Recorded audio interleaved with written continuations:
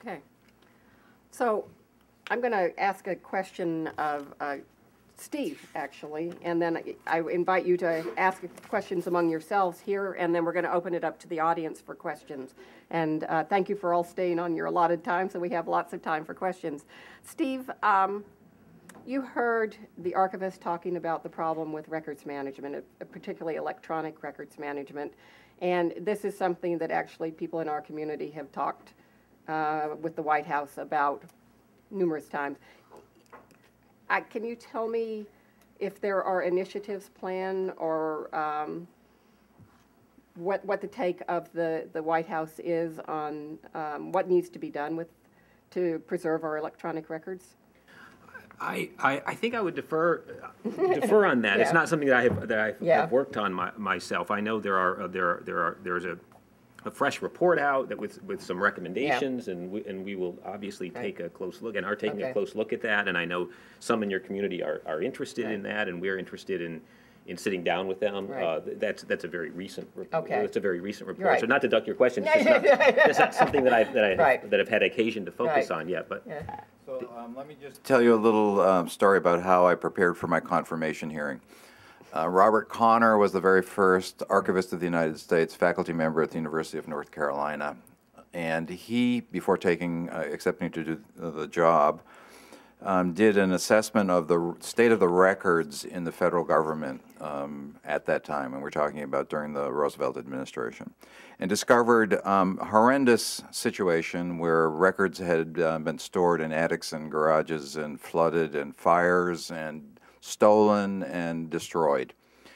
And in reading all of this and thinking about taking over this new job, the analogy just became very clear to me that we're in the same kind of situation around electronic records, that we have a variety of practices going on across the agencies, and that my situation is very similar to what Connor faced. I also discovered that Connor had trouble convincing cabinet members to part with their records. And the legend is that FDR had a cabinet meeting where he laid down the law on records. It would be very nice to have presidential support for such an initiative around electronic records.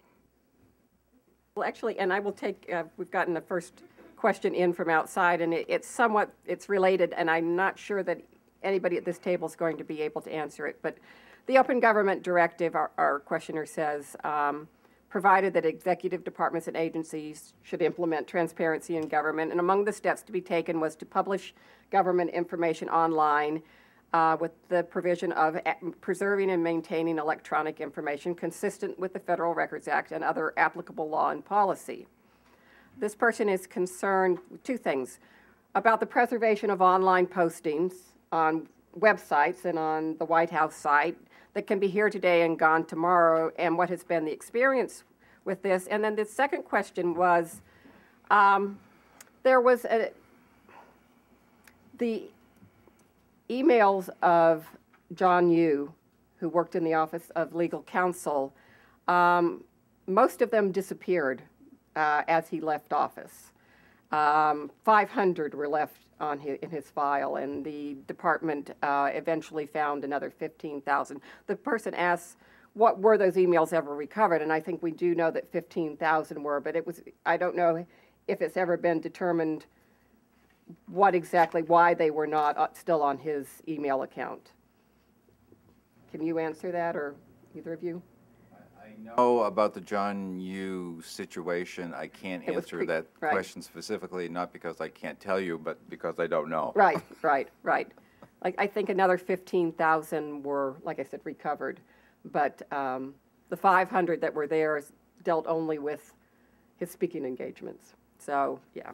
I do think there's a principle in the question, though, that picks up from where Steve left off. Steve said a fundamental principle is an affirmative disclosure requirement in government.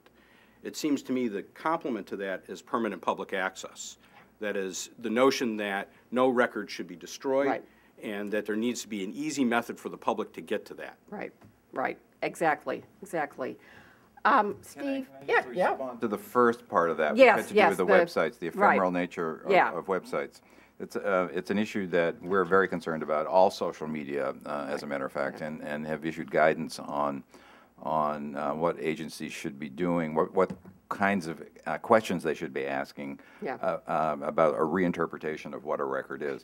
It's another opportunity for me to mention the failure of the Federal Records Act to even recognize electronic records. You know, we're still in a print and save mode. This is 2011. We really have to do something about that. Exactly. And I will put in a plug now for at the end of the Obama administration, whenever that is, that a snapshot of the entire government at that point be taken like happened at the end of the Clinton administration. It's been very valuable. One of the initiatives that the administration is taking, I know, in the upcoming year with the agencies, and it's one that was asked for on our openness floor, which has been mentioned by Reese when we started out, are calendars. Can you tell us a little more about that? No, I don't have anything to report about that. The openness floor, I have a feeling maybe we don't all. But it was part of it was part of the Monday announcement. What we announced on Monday, no. Yeah. No. It was what we announced on Monday. That's okay. No. What we announced on Monday was that the agencies will begin to post on their each agency's own Open Government website, agency directories. Oh, right. So citizens will know whom to contact within each agency, depending on what their needs are. Right. And in addition to that, agency final congressional testimony required under law, congressional reports, and that sort of thing. Now, many agencies had done this already, but there wasn't uniformity, and so we've asked. I guess I just convinced myself that calendars. I see. I do think, though, Patrice, the point you're making is one of the areas where I think we have to take the next step in improvements are that we need to be talking about the right information is made available to the public. And that seems to be breaking down in different ways. One is we do need to have some common standards for all the agencies to disclose so that you're not getting sort of a patchwork quilt and going from one agency to the other. I think the second is we need a better definition of what high-value information means that the administration has put an emphasis on. And I think the last thing is we've got to start talking about high-quality information. That means timeliness and accuracy. And Steve, we actually had a question from remotely saying, how are you determining what information it is that the public cares about? That's a great question. Yeah, that's a great question. So we have asked agencies to be in touch with their constituents and stakeholders and those who are interested in agency business to solicit information about what the public considers high-value data to be. And understand the important balance here. On the one hand, we want to encourage agencies to provide to the public information that is useful to the public. Right. On the other hand, we do not want to micromanage agencies' decisions about that data, much less interfere with the quality of that data. Right. So we have intentionally left it to agencies, and appropriately agencies' discretion about what kind of data to make available. And that is a dynamic process that the agencies are engaged, as I say, with their stakeholders about those stakeholder needs. Right. Are there questions in the audience while we're Can I just add to that? I think that one of the great successes of the whole open government initiative is the fact that this was not a top-down situation, that each agency was expected to create their own open government plan, which gave a lot of local control, local participation in crafting what this thing looks like. Right. And while you're lining people up to speak, I want to give a counter to this point of view. Yeah. I think that the top-down model is dangerous, David. I acknowledge that.